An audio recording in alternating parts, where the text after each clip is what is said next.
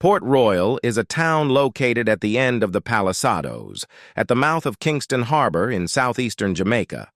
Founded in 1494 by the Spanish, it was once the largest city in the Caribbean, functioning as the center of shipping and commerce in the Caribbean Sea by the latter half of the 17th century.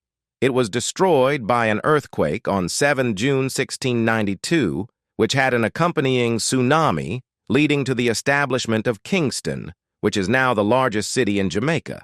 Severe hurricanes have regularly damaged the area. Another severe earthquake occurred in 1907.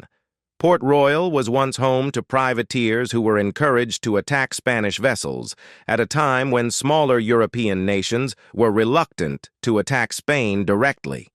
As a port city, it was notorious for its gaudy displays of wealth and loose morals. It was a popular home port for the English